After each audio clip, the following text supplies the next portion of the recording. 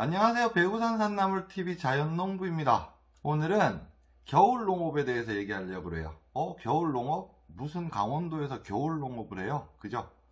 자, 겨울농업이다라고 얘기하면 우리가 대체적으로 이렇게 생각하시잖아요. 수경재배를 많이 하는 수도권의 비닐하우스, 여기 쌈채를 1년 내내 출하하거나 아니면 남쪽 지방에서 하는 겨울배추, 겨울무 이런 것들 많이들 생각하시는데요. 제가 말씀드린 그 농업이라는 게 겨울 동안에 일반적으로 우리가 생각하실 때는 겨울에는 농사꾼 놀지? 이렇게 생각하시잖아요. 그래서 겨울에는 교육 많이 받아야 되지? 이런 것도 많이 생각하시고. 근데 종목에 따라서 다르다라는 거, 그것도 꼭 생각해 주시면 좋겠네요. 제가 하고 있는 종목, 그러니까 저는 산채 전문이다 보니까 산채 쪽 같은 경우는 겨울에 놀면 놀수록 수확량도 떨어지고요. 그리고 피해도 조금 많이 보는 쪽이고, 그리고 실제로 봄, 여름에 할 수 없는 일들이 너무 많아요. 얘네들은. 그래서 겨울에 했었을 때 훨씬 더 효과적인 것들도 엄청 많고요. 그리고 이른 봄까지 조금 바쁜 거고, 이른 봄이 지나서 다른 농가들이 본격적인 농사 준비에 들어갈 때 저 같은 경우는 수확에 들어가는 쪽이라서 당연히 일하는 그 사이클이 다른 농업하고는 조금 다르다라는 것 때문에 제가 하고 있는 겨울 농업이 뭐가 다른가에 대해서 말씀드리려고 그러는 거예요. 원래는 제가 실제로 그 농장에서 일을 하면서 보여드리려고 그랬는데 요즘에 날씨가 아직 풀리지 않아서요. 일을 할 때 다시 한번 짧은 설명을 해드릴 거고요. 그러면 지금 제가 말씀드리고 싶은 게 어떤 거냐 그러면 제가 아마 이 전 영상에 이상기후에 대해서 말씀드렸을 건데요. 이상기후에 대해서 뭔가를 대비했었을 때 땅 들림 현상이 있다 이런 것들을 제가 말씀드렸을 거예요. 그런데 겨울에 준비를 하게 되면 엄청 좋은 것들이 많아요. 자, 첫 번째, 겨울에 할 수 있는 게 뭐가 있냐? 우리가 지금 실제로 했었을 때, 곰치나 이렇게 명이나 이런 거 같은 경우는 저온 발화라 그래가지고, 종자를 발화시킬 때, 우리가 여름에 발화를 시킨다? 아니면 가을에 발화를 시킨다라고 얘기를 하면, 얘네들은 물에 담궈가지고, 물에 젖은 수건에다가 냉장고에다가 넣어서 발화를 시켜가지고, 그거를 작업을 해야 되는 그런 조금 불편함이 있는데, 겨울에 작업을 하게 되면 그냥 일반 포트에다가 그냥 씨앗만 넣어서 작업을 하시고 물을 쭉 뿌려넣어서 얼리시면 바로 발화가 되는 그러니까 일거리가 절반으로 줄어드는 그런 좋은 점을 얻을 수 있고요. 그러면 겨울농업 하면 가장 대표적으로 할 수 있는 산지에서 할 수 있는 게 뭐냐 그러면 퇴비, 비료 같은 이런 것들 먼저 작업해 주는 거예요. 이 작업을 해주면 엄청 좋은 점이 뭐냐 그러면 제가 이거는 날씨와 상관없이 이상기후와 상관없이 겨울이 지나서 봄이 되면 땅이 들린다라는 거는 아마 땅에서 조금 지내보신 분들은 다 아실 거예요. 3월달, 2월 말, 3월 지역에 따라 다른데 3월 말까지 이렇게요. 아침에 나가서 보시면 나는 땅을 건드리지 않았는데 땅이 갈라져서 다 일어나 있다는 걸 볼 수 있거든요. 그게 왜 그러냐 그러면 그 위에 있는 부분이 살짝 얼었다가요 녹으면서 위치가 안 맞으니까 이렇게 다 들리는 거예요.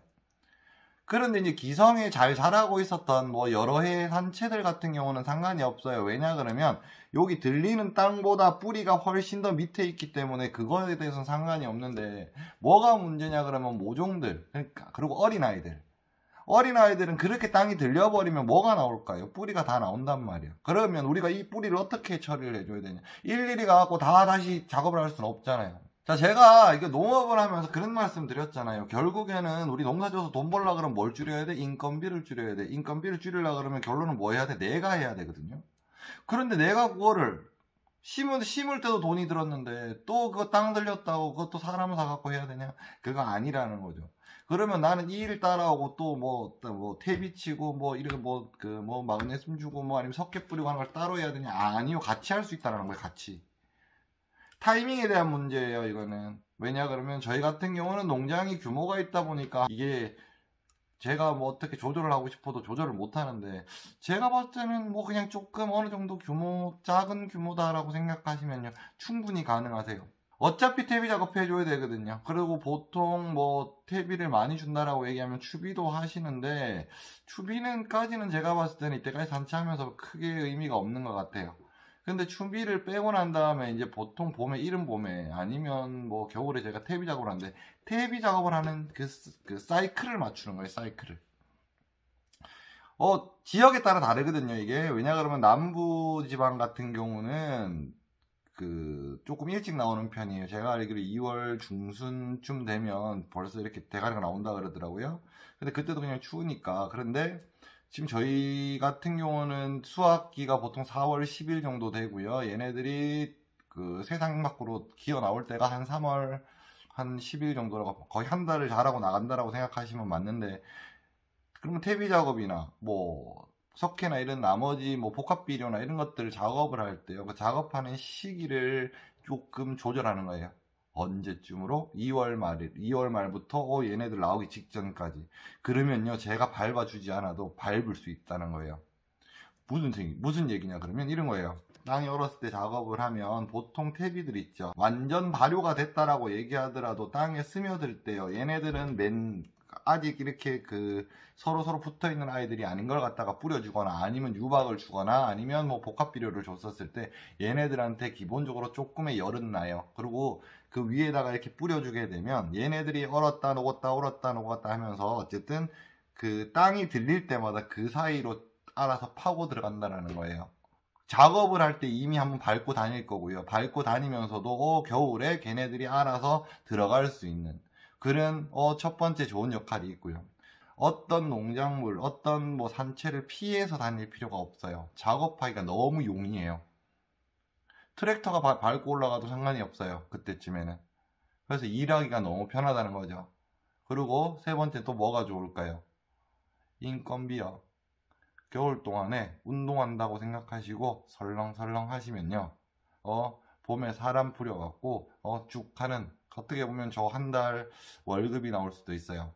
몸은 조금 힘들겠죠. 그런데 혼자서 일하니까요, 땅의 상태, 그리고 오늘의 날씨 이런 거 맞춰가지고요, 시간 조절 얼마든지 가능하시잖아요. 그래서요, 그거까지 생각하시면 벌써 3가지나 좋은 점이 있잖아요. 그죠? 그리고요, 이런 거예요.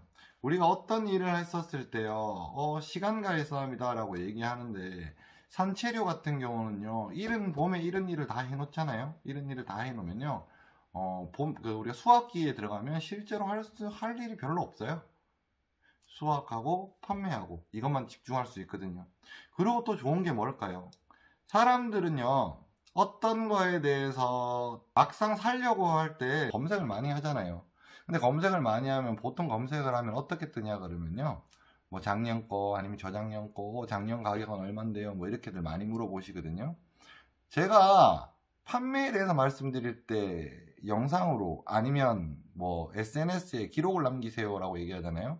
2월달에 일한 거 기록 남기세요. 그런데 이제 키워드라고, 그래서 그냥 내가 하고 있는 작목의 이름을 계속 써서 남기세요. 나 이건 뭐 하고 있어. 그러면 막상 판매할 시즌쯤에 되면 그거에 대해서 다른 사람들보다는 검색이 조금은 잘 될 거예요. 근데 그거는 몇 년 겪어보시면 제가 이건 무슨 말씀드리는 건지 알 수 있으니까요. 그리고 1년 중에 그래도 제일 한가한 시즌이에요, 겨울이. 교육을 다니시는 것도 좋고요, 새로운 거를 연구하시는 것도 좋은데, 제가 지금 말씀드리는 거를 하시고도요, 충분히 나머지 교육이든 뭐든 다 할 수 있으니까요, 이 일에 대해서는 한번 곰곰이 생각해 보시고요. 제가 다른 작목들은 잘 모르겠어요. 다른 거 일반 작목을 앞으로 땡길 수 있다 없다. 근데 일반 작목 같은 경우는 연작도 있고 이런 것들이 있다 보니까 저도 아직 그거에 대해서 이렇게 말씀을 드릴 만큼 어떤 지식이 쌓여 있는 거는 아닌데, 확실한 거는 뭐냐 그러면 그런 작목들도 조금 준비는 빨리 하셔야 돼요. 준비는. 제가 준비를 하면 할수록 여유가 생기는 거고요. 그러니까 작목을 빨리 심으라는 건 아니에요. 그런데 우리가 준비는 어떻게 보면 다른 사람보다 조금 빨리 한다라고 얘기해서 크게 문제될 건 없으니까요. 시간을 아끼는 게 중요하다라는 거예요. 그러면 하실 수 있는 일이 훨씬 더 많아진다는 것도 같이 생각해 볼 수 있겠네요. 구독, 좋아요 부탁드립니다.